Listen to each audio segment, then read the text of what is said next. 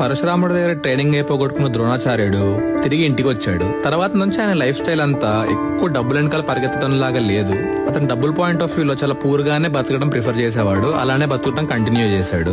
ఒక రోజు అశ్వత్థామ అతని చుట్టుపక్కల ఉండే పిల్లలందరూ పాలు తాగటం చూసి అతను కూడా పాలు తాగాలనే కోరిక కలిగింది. వాళ్ళ అమ్మ దగ్గరికి వెళ్లి మారం చేయటం మొదలు పెట్టాడు. ద్రోణాచార్యుడి మైండ్ సెట్ ఇంకా ఫైనాన్షియల్ కండిషన్ తెలిసిన ఆమె భర్తను అడగకుండా బియ్యం పిండిని నీళ్ళల్లో కలిపి ఆ నీళ్ళని తెల్లగా చేసి పాలని చెప్పి అశ్వత్థాముడికి ఇచ్చేది. అవే పాలనుకొని అశ్వత్థాముడు ఆనందంగా తాగి ఎంజాయ్ చేస్తూ ఉండేవాడు.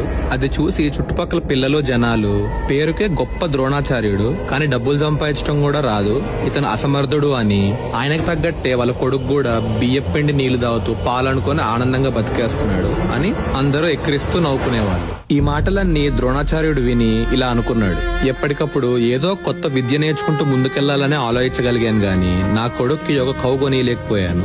ఎలాగైనా నా కొడుక్కి ఒక కౌ కొనియాలి అని అనుకున్నాడు. ఎవరినైనా అడుగుదామని చూస్తే ఫ్రెండ్స్ అందరూ పండితులే ఉన్నారు. వాళ్ళ దగ్గర ఉండే 2 కౌలు వాళ్ళ ఫ్యామిలీకే సరిపోతాయి. ఇంకా మిగతా ఎవరిని అడుగుదామని చూసినా వాళ్ళ సైడ్ పరిస్థితులు కూడా ఇంతే ఇబ్బందిగా ఉన్నాయి. ఇదే ప్రాసెస్ లో అశ్వత్థాముడు పెద్దోడయ్యాడు. అయినా ద్రోణాచార్యుడికి ఒక కౌని సంపాదించాలనే పట్టు మాత్రం వదలలేదు. అప్పుడు సడన్ గా అతనికి ద్రుపదుడు వాళ్ళిద్దరి మధ్య ఫ్రెండ్షిప్ అన్ని గుర్తొచ్చినాయి. అమ్మయ్య అనుకొని చాలా ఆనందంగా ఫీల్ అయ్యి తన ప్రాణ స్నేహితుడిని కలవడానికి బయలుదేరాడు. మొత్తానికి ద్రోణాచార్యుడు ద్రుపదుడి దగ్గరకు వచ్చాడు. వచ్చి ఇలా అన్నాడు, మిత్రమా నేను నీకు గుర్తున్నానా, మన ఇద్దరం కలిసి గురుకులంలో చదువుకున్నాము, కలిసి చాలా రోజులు ఆడుకున్నాము అని చెప్పి బాల్య స్నేహాన్ని గుర్తు చేయడానికి ట్రై చేశాడు.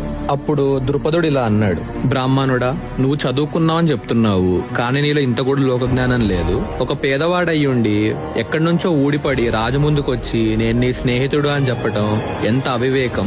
ఆ రోజుల్లో నీతో ఎందుకు ఆడుకున్నానో ఇప్పటిదాకా నీకు అర్థం కాలేదా? ఆ మాత్రం తెలియలేదా నీలో? ఆ రోజుల్లో నాతో చదువుకోవటానికి గానీ ఆడుకోవటానికి గానీ వర్తిట్ క్యాండిడేట్లు ఎవరు లేరు, నువ్వు ఒక్కడివి తప్ప. సో నీతో ఫ్రెండ్షిప్ చేసింది నీ సామర్థ్యం చూసి, నీ మీద ఇష్టం ఉండి కాదు. సంపద ఉన్నవాడు పేదవాడితో, అధికారం ఉన్నవాడు బలహీనుడితో ఏదైనా ఒక అవసరం ఉంటేనే స్నేహం చేస్తారు.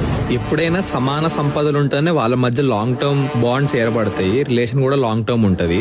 దరిద్రుడికి ఐశ్వర్యవంతుడికి మధ్యలో బాండ్స్ ఎప్పుడూ లాంగ్ టర్మ్ ఉండవు. ఎప్పుడో చిన్నప్పుడు ఫ్రెండ్ అంటే ఆ మాటకి ఇప్పటిదాకా లాయల్ గా ఉంటాను అనుకున్నావు ఏంటి? సరేలే, తెలుసో తెలియక ఇక్కడ దాకా వచ్చావు. మంచి ఫుడ్ ఎలా ఉంటుందో కూడా తెలియని పేదవాడివి. నీకు నచ్చిన పదార్థాలు ఏంటో చెప్తే దాంతో ఫుడ్ చేయిస్తాను, శుభ్రంగా తిని ఆనందంగా వెళ్ళిపో అని చాలా రూడ్ గా డిస్రెస్పెక్ట్ఫుల్ గా మాట్లాడి రాజ్యంలో అందరి ముందు అవమానించాడు. ద్రోణాచార్యుడు గుండె ఇరిగిపోయింది, కోపంతో మండిపోయింది. కానీ చాలా రోజులు తపస్సు చేసిన వాడు కాబట్టి వెంటనే దాన్ని అదుపులోకి తెచ్చుకొని ద్రుపదుడికి ఎలాగైనా గుణపాఠం చెప్పాలని చెప్పి అక్కడ ఒక్క మాట కూడా మాట్లాడకుండా తిరిగి హస్తినాపురానికి బయలుదేరాడు.